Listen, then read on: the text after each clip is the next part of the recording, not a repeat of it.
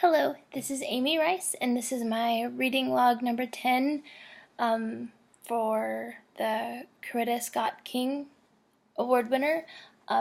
This week I read the book, it's on my iPad, it's a Kindle version, Gone Crazy in Alabama by Rita Williams Garcia. I hope you can kind of see it there. This book was, again, written by Rita Williams Garcia. The illustrator for just the cover art was by Frank Morrison. It was published in 2016 by Amistad. Historical fiction, and its appropriate age is about 8 to 12 years old. This book, like I said, was the 2016 Coretta Scott King Award winner. It follows the story of, in the 1960s-ish, three sisters, Delphine, Vanita, and Fern, as they travel from their home in New York City down to the south to Alabama to spend the summer with their mother and their great-grandmother.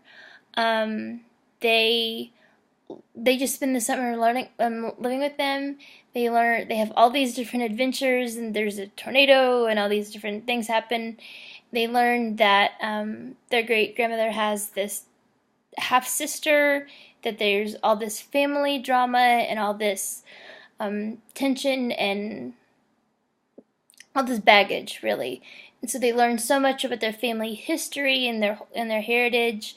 And they learn some kind of family secret kind of things, and it's just really a summer of learning about who they are as individuals and who they are as people, and you can see them really kind of grow and develop as the story progresses.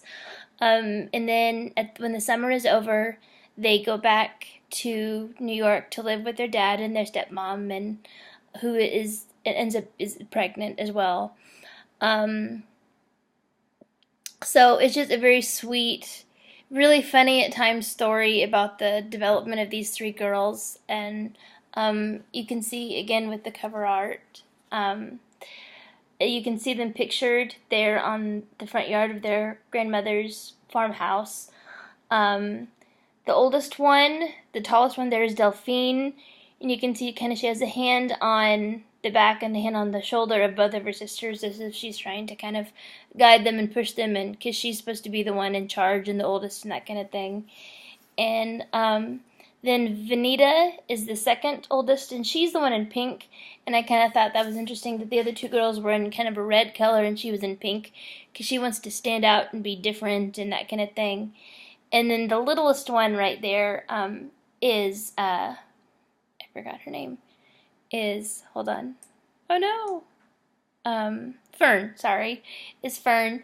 And she's pretty sassy sometimes, and you can see that kind of in the way she's kind of got her hands on her hips and everything. So it was a kind of a fun, interesting book. I think that it would be a great segue into like a social studies unit about racism, about civil rights, about all the conflict that came along with that, and kind of give kids an idea of what life was like for kids, not just the adults that it was happening to, but it was happening to kids as well, and how they dealt with it and coped with it and those kinds of things. They could learn things about like challenges and overcoming challenges and obstacles, learning to be self-aware of where they're at. When is it appropriate to say things, and when is it more appropriate to kind of be quieter and keep your opinions to yourself, and the importance of family and your cultural heritage and those kinds of things. And then as far as like an activity, I found a packet online that I have attached. The packet is, for the students, it's page 7 through 14. They give different activities about learning about protagonists, and then different vocabulary that they use throughout the book, as far as words like impression, oppressor, recognition, sachet, nauseous, different words that kids may not be terribly familiar with. They ask different questions about the books, as far as like, the setting and bullies and those kinds of things. They have this matchup where you have to match the person with the relationship, like who is this and who is that, and compared to like the three girls, and just some different activities and different things that I thought would be that goes well with the story and would be a fun thing to kind of do, either as you read or once you've completed the book.